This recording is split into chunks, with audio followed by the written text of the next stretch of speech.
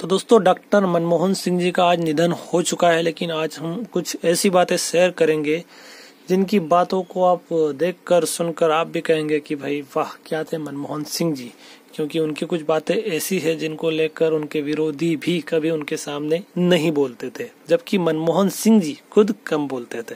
ठीक है, तो हम स्टार्ट करते हैं इस वीडियो को। तो दोस्तों ये अभी खबरें चल रही है कि मनमोहन सिंह जी का निधन हो चुका है 92 साल की उम्र में। ठीक है, जब मनमोहन सिंह जी देश के प्रधानमंत्री थे तब बराक ओबामा जी ने बोला था कि जब मनमोहन सिंह बोलते हैं तब पूरी दुनिया सुनती है।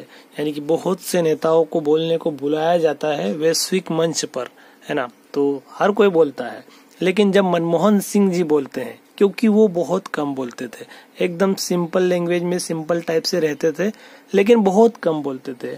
लेकिन ओबामा जी का कहना है कि वो जब भी बोलते हैं पूरी दुनिया सुनती है, क्योंकि उनका हर एक शब्द बहुत महत्व रखता था, क्योंकि वो तोल तोल के बोलते थे, लेकिन जितना भी बोलते थे बहुत शानदार बोलते थे। कर लीजिए आधार योजना की, जिसको लेकर आज की सरकार बहुत ज्यादा एक्टिव रहती है, हर काम में आपको आधार मिलेगा। इसका भी विरोध किया गया था जब यही सरकार विपक्ष में थी।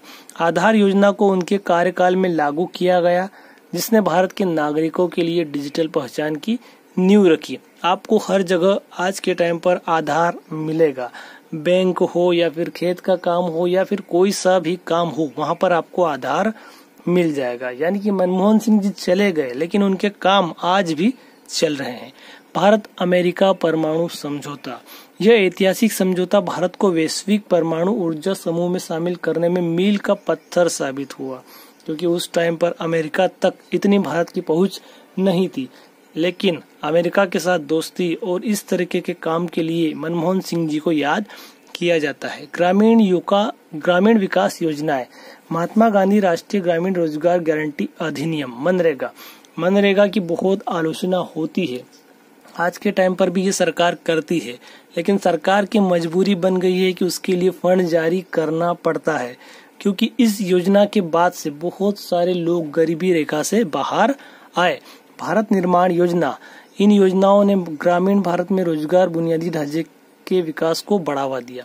शिक्षा और स्वास्थ्य, इसमें दोस्तों उनका सबसे बेहतरीन काम था राइट टू एजुकेशन।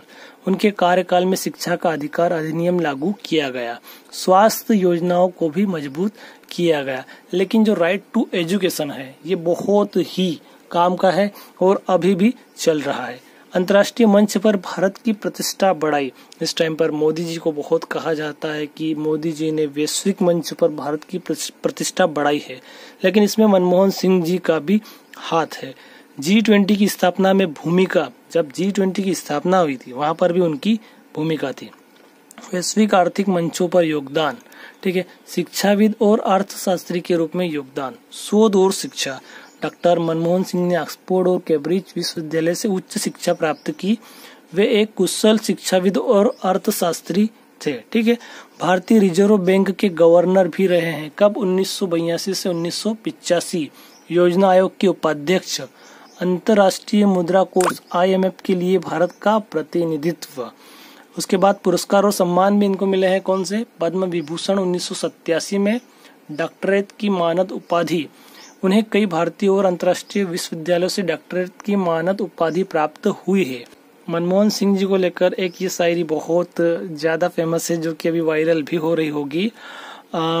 तू मेरा शौक देख, मेरा इंतजार देख, है ना, तेरी दीद के काबिल नहीं हूँ मैं, तू मेरा शौक देख, है ना। तो यहाँ पर सुषमा स्वराज जी और उनके बीच कुछ शायरी हुई थी संसद भवन में, जो कि बहुत ज्यादा चर्चित है।